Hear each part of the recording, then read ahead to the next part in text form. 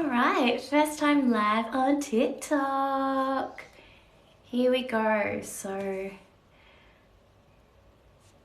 hi everyone, I am live here to help you guys with your English preparation for your end of year exam.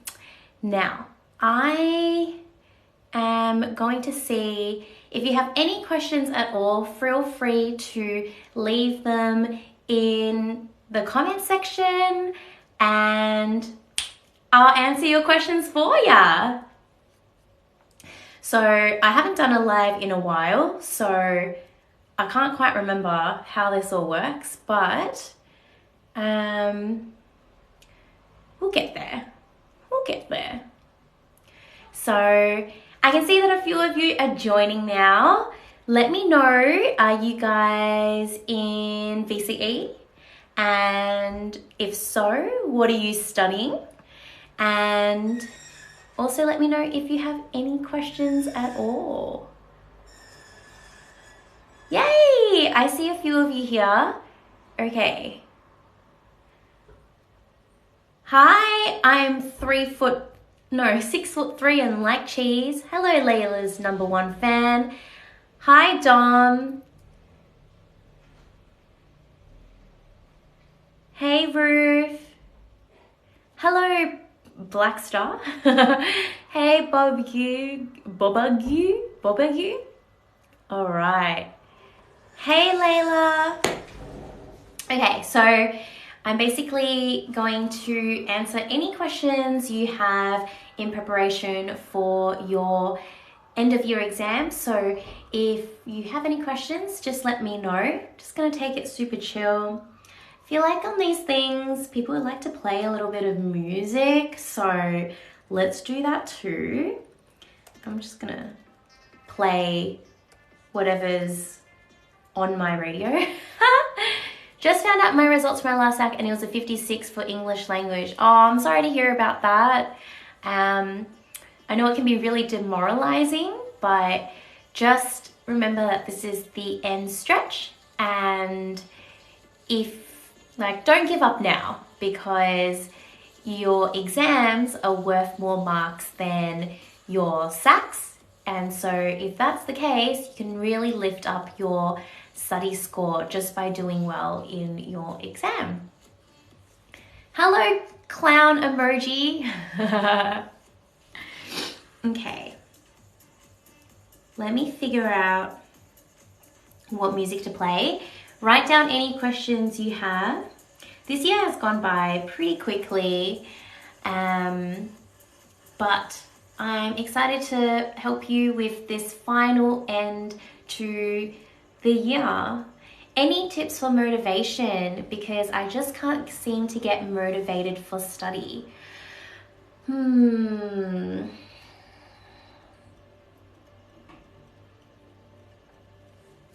I think my best tips for motivations are to really come back to why you're studying in the first place. So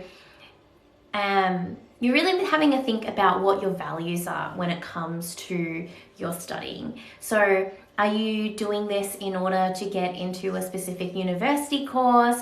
Are you doing this in order to make your parents proud? Is that a healthy thing as well? That's what really kept me motivated. I knew that I wanted to get into pharmacy school at the time, if you guys didn't know, and just that having that end goal of wanting to get into Monash University, get into Bachelor of Pharmacy was the thing that kept me going, even when I got scores that I was disappointed with. So also think about it as more of an overall picture. I know, going back to that person who got the 56 for English language, it can be really demoralizing if you look at things in isolation. So, oh, I did poorly in this particular SAC, or I did poorly in this assessment. But think about your growth throughout the entire year, because that can paint a much bigger picture for you and just kind of give you a little bit more inspiration, because you're not looking at a specific timeline where things may be bad and they just look bad. But if you kind of take it out over the course of a year, most of us have grown in some way, and you would have learned so much throughout this year. So think about how far you've come. I think that helps me a lot. Okay. Can you guys hear the music? I don't know. Let me know. Okay. So how should we go about studying for the exam? I feel like I'm not sure how to properly prepare. That's a really good question. So, a few different ways for you to prepare for the exams. I would say the first thing is to really summarize, have a look at the bigger picture yet again. And the first thing I want you to do is have a look at your weaknesses versus your strengths. So in the final stretch of the year, while it may be really tempting to actually focus on your strengths because it's easy, you know you're good at it, what you should be doing is working on your weaknesses, because the difference between your weakness and how much room you have for improvement is a lot greater than something you're already good at and then trying to bump that up a little bit more. So even though it's harder to work on your weaknesses, it's probably not as fun because you suck at it. Don't worry, I completely understand that. It's actually going to be the work that's going to make the biggest difference for you in your final marks. So how do you actually go about looking at your weaknesses and strengths? Just look at the study design for the whole school year. Look at the areas where you have seen you have suffered more. So it could be the actual SAC scores itself, but it could also just be your ability at it and how naturally it comes to you. If it's something that really makes you feel like you have to take ages to get into it and you're not sure why, then that's the kind of stuff that we want to unravel so that by the time you get to exams, it's like, go, go, go, okay? All right. So does the ATAR really matter? Look, it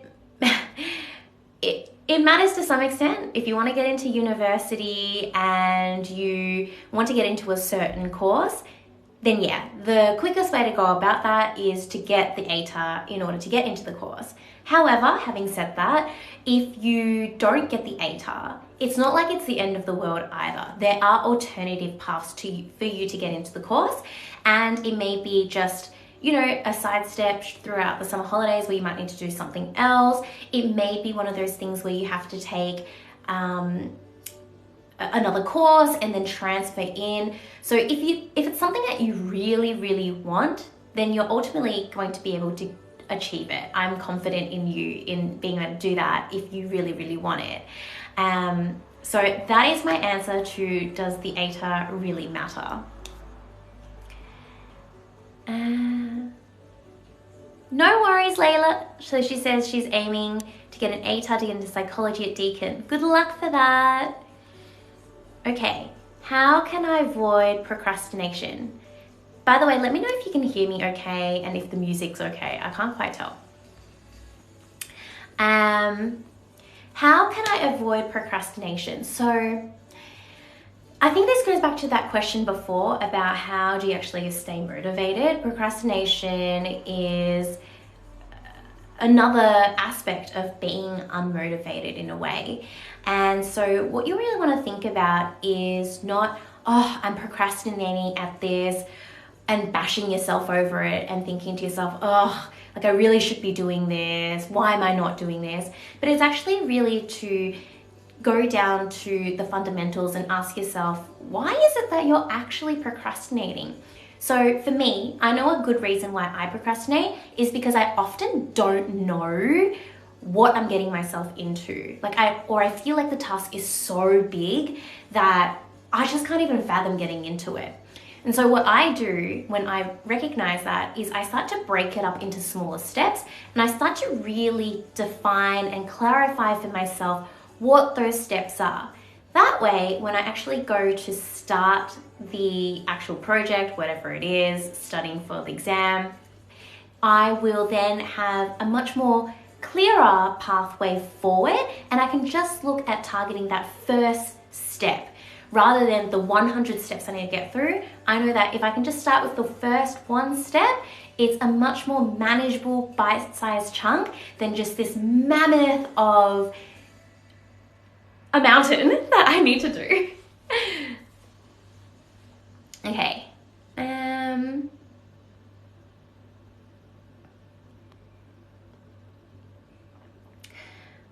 What essay structure do you recommend for comparative? I really love the integrated structure. I teach that in my How to Write a Killer Comparative study guide. So I actually teach 3 different types of structure. There is the block structure, there is the alternate structure, and then there's the integrated structure. So if you're not sure what I mean by those, then I have so many videos on this stuff. You guys can feel free to look it up. You're savvy, you know where to find this stuff.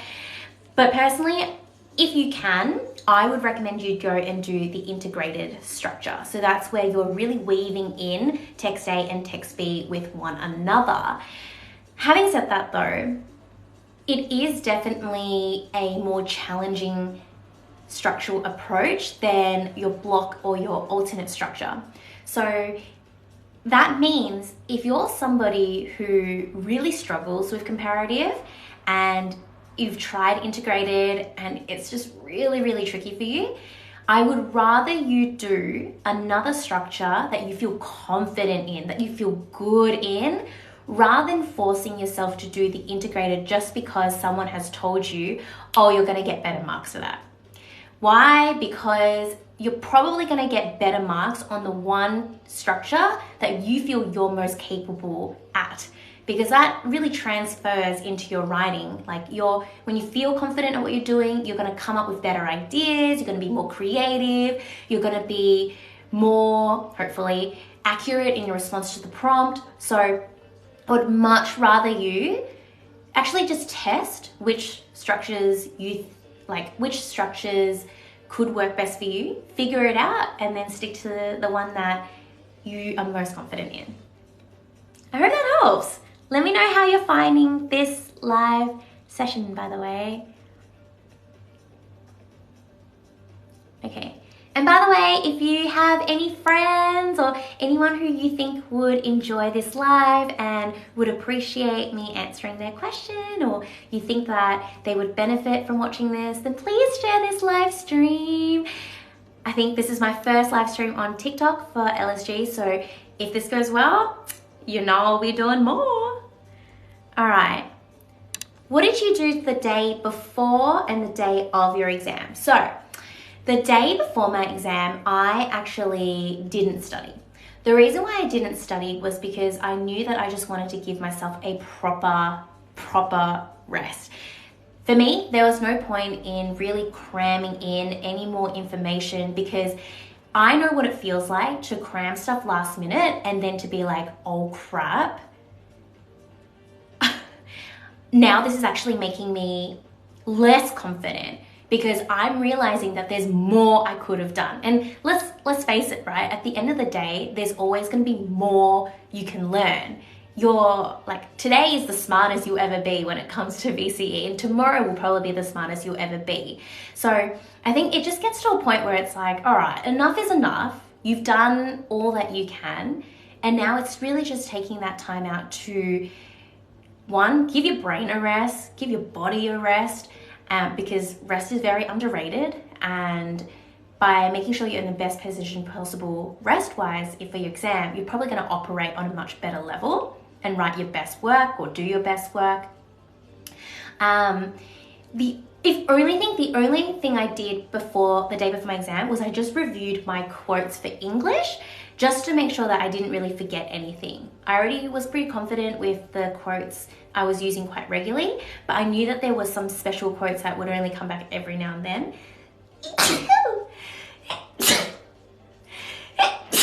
Oh, excuse me. It's hay fever season. And I definitely have hay fever. Oh, struggle town. Okay. So, as I was okay? Yeah, you can have a look at quotes if that's something that you think could help you boost your confidence. Again, it really just comes down to your confidence. Like, I just want you to feel good going to the exam, because as soon as you feel good, I know you're going to do your best work, you know? The day of my exam, not much. I just went to my exam. I just, you know, had my breakfast. I did my usual routine. I tried not to like shake things up too much. And yeah, I just did it.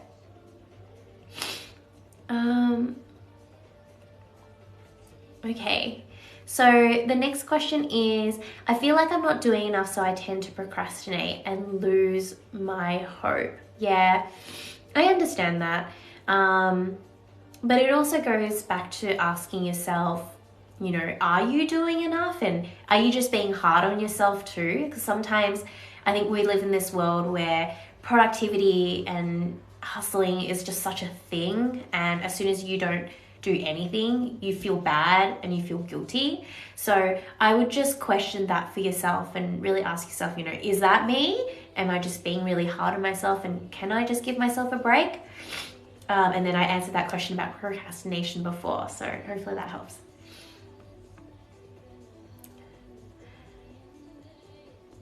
Okay. How should we study themes and characters for English? I really like, sorry, I keep sniffing my nose now.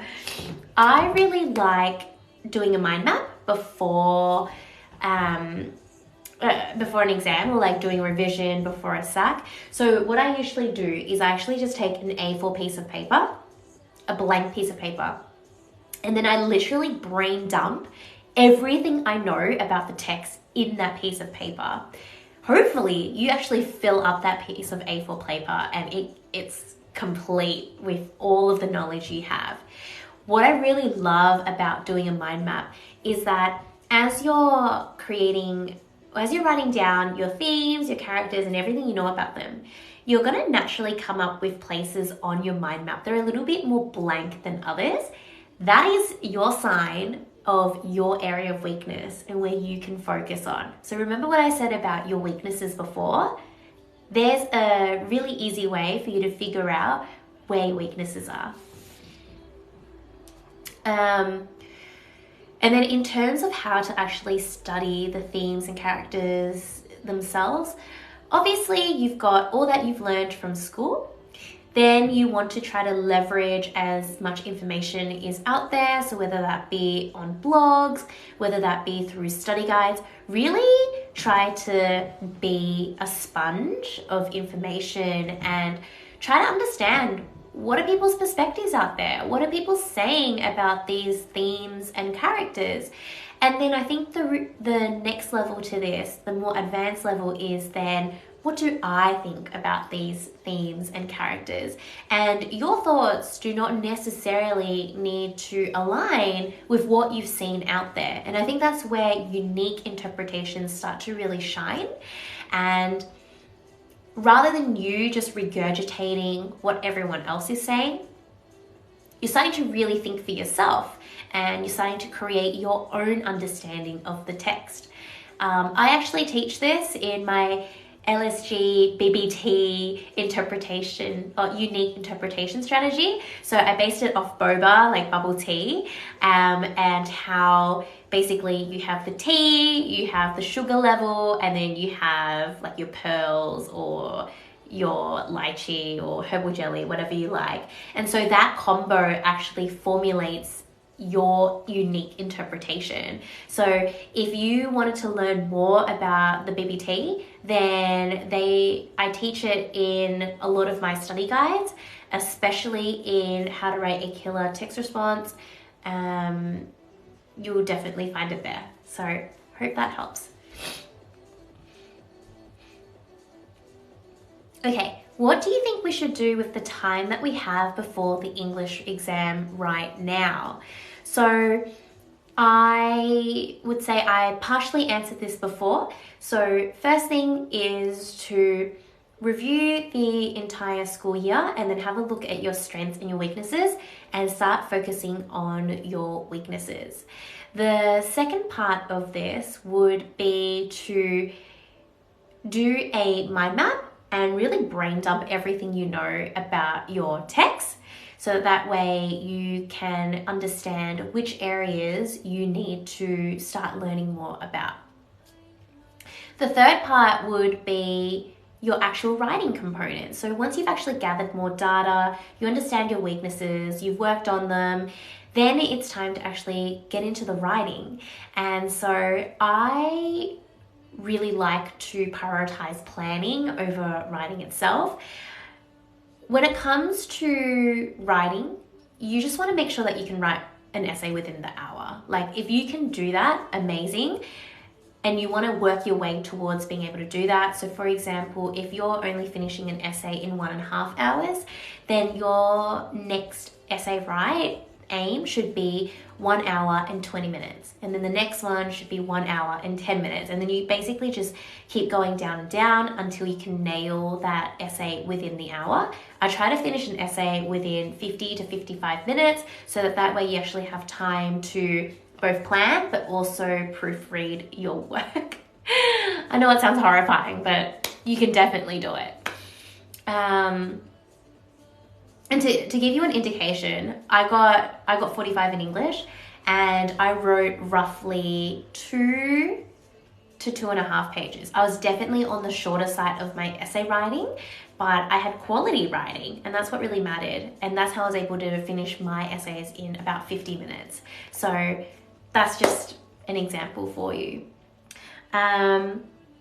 Okay, so we talked about the writing itself. Now let's talk about the planning. So I don't want you to fatigue yourself by doing lots and lots and lots of writing, because you're going to be over it, and aiming for something like an essay a day, which is what I did, which is so dumb, by the way. Don't do that. I don't recommend it. Do more plans than you do writing, because writing takes up so much time. It's an hour every single time you do an essay, right? But planning should take you way less. Planning in an exam should really take you a maximum of 5 minutes. So you want to work your way towards planning within 5 minutes. So if it's currently 20 minutes, you want to go to 15, then 10, then 5. And then I would say for any essay that you find particularly tricky, you're like, I've never seen an essay like this before. This is really hard. I'm not even sure if after planning, I'm confident in my writing. If that's the case, then go and write an essay on it. So it all falls into this umbrella of working on the things that you're weak on. See what I mean? Okay.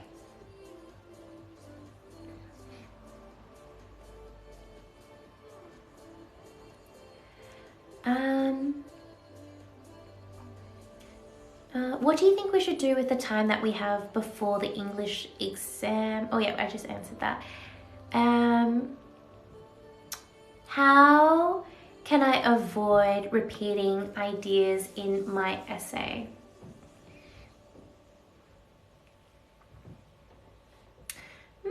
This is a really good question. How do I avoid repeating ideas in my essay? I do think it comes down to planning, and you have to make sure that your 3 ideas for your 3 body paragraphs are separate enough, but they overall link to the prompt itself. So,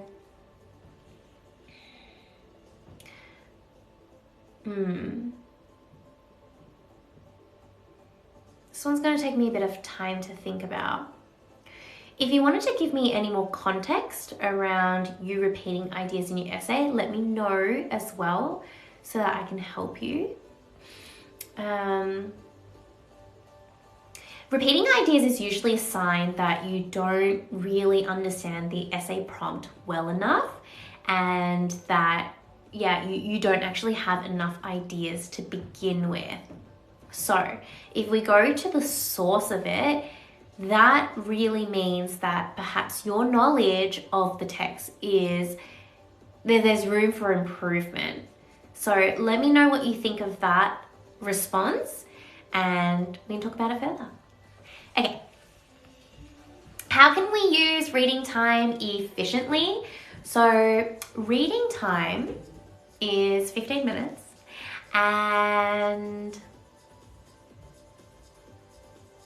how I did it was I read section C first, and I did my first read, which was just to really like just understand it, and I wasn't like trying to pick out any like arguments or, you know, analyze any of the words. I was just reading it, okay? Just so I could understand it, because I just wanted to make sure I actually got the idea right, or like the contention right. The second one was me trying to figure out, okay, what is the contention as I was reading? What are the potential arguments? And if I see any language techniques, then I'll just like take a mental note of it. Then I would go to text response, and I would look at the two prompts and decide on which prompt I would rather do. I would create mental plans for both of the prompts just to see. Like, I didn't want to look at a prompt and just be like, yeah, that's the one that I'm going to do. Because sometimes, you know how when you unpack a prompt, some prompts actually become harder, and then some prompts are actually easier than you think. So that's why I went as far as actually planning them so that I could see, you know, which one was the right one for me. And then finally for section B, a comparative, you do the same thing. So I hope that helps.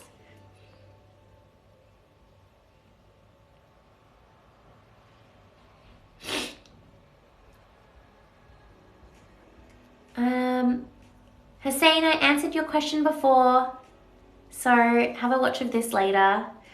I'll upload it somewhere somehow. Trish, what order should we do the writing? Section C, then either section A or B, completely up to you. I did section C, A, then B myself personally. Just because I found it, like, that was just where I wanted my energy to go. But section C first, just because it's cold material, you've never seen it before, it's gonna take more of that brain power, I would assume.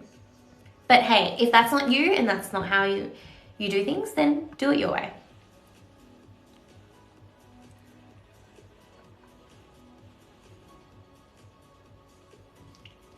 No worries. So Clown says, thank you, I definitely need to reread the key chapters. You are so welcome. How have you found this year for all of you? I'd love to know a little bit more about your experience and what 2022 has been like, to be honest. Trish says, can you give us some tips with the article analysis? I can give you lots of tips. But I would say the main ones are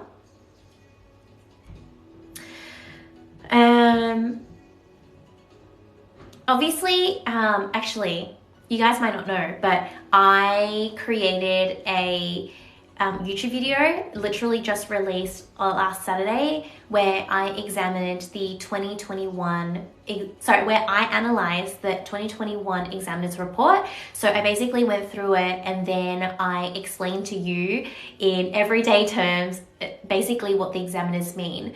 So in regards to this question with tips with the article analysis, one of the ones that I mentioned there and that the examiners are really looking for is an understanding and demonstration of your understanding of like the arguments that are happening inside the analysis rather than just using language techniques. So really focus on how you can bring together the argument analysis. If you can analyze multiple language techniques in one, then that would work really well. So if you are unsure of what I mean, then just go to my YouTube video just released based on the 2021 examiner's report. I'll also do some videos leading up to the exam on article analysis too. So make sure you stay tuned and make sure you follow. Okay, so you guys have said it's stressful, it's an overwhelming year.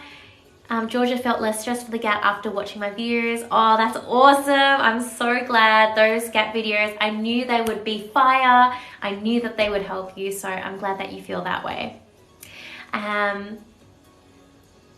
Let me know as well what TikTok videos you would like me to do in the next few weeks in the lead up to your exam. Happy to help you with whatever you need. What do I think about this year? Are there going to be 1 or 2 articles? I'm going to be annoying and I'm going to say I don't know. And that's because I don't want to mislead you like unnecessarily. Like there are lots of people out there who are going to make guesses. But honestly, I think that it creates false hope when you start to go into an exam and you think that something's going to happen. Let me tell you that you never know. And I know this from experience because I went to my year 12 exam and I was looking for the patterns inside the exams, and I could see that every single year before my year that the prompts they'd given me for my text were always theme-based prompts. So all I did was prepare for themes. I didn't actually prepare for characters at all because I was like, yeah, like they're just going to continue this trend. Little did I know going into the exam that I would get a character-based prompt. And I don't think you guys can understand, but I was full stressing out when I was in the year 12 exam and I saw that. It was just like, based on a specific character, I had not studied this character in very much detail at all because I just didn't think it would happen. And so I was basically just like sweating the entire time I was writing that essay, and I was not very happy with myself, to be honest.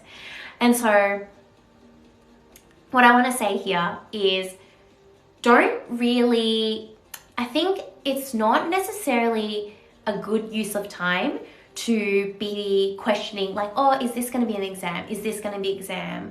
Because the fact of the matter is you're either going to get 1 or you're going to get 2.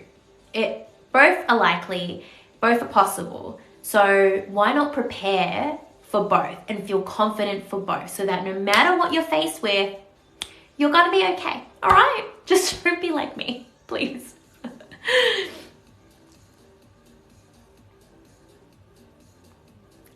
I didn't do well in some essay sacks, so I'm nervous with exams. Yeah, I completely understand. Just focus on the now and what you can accomplish in the meantime. Yes, I definitely think 3 weeks is enough. You can be amazed with how much you can grow in this time. So just put your head down, do the work, and think of yourself in 3 weeks, looking back at you now. If you're gonna think, wow, I've actually learned so much. So don't worry, it's not too late. Even the character-based prompt, you still managed to get 45. That's so good. Thank you, yeah. But I was stressing, you know, like, yeah, I have regrets, even to today. I have regrets. That's why I'm teaching you guys to do better. Alrighty.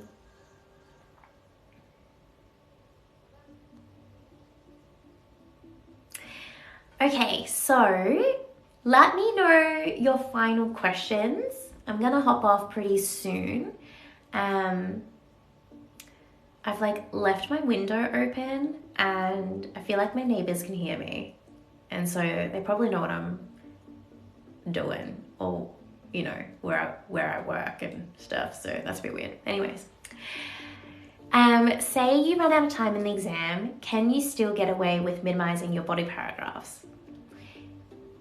If you run out of time, I would recommend that you don't do your conclusions.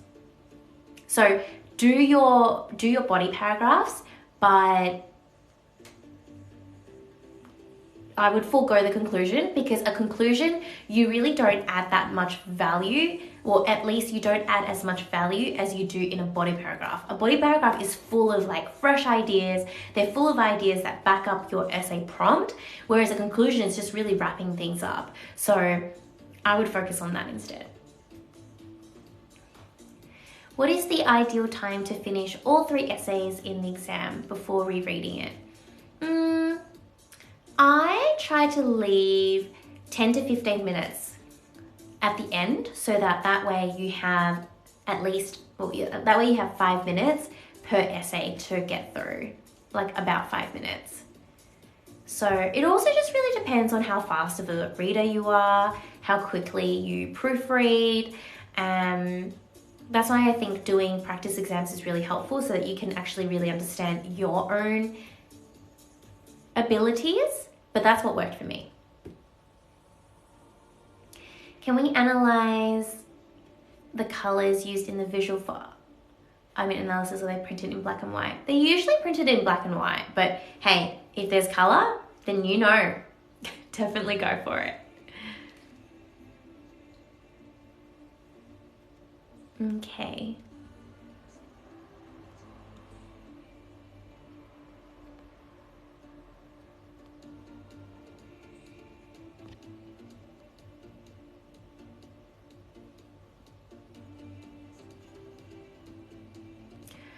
Alrighty, it looks like I've answered all of the questions, so I hope this helps.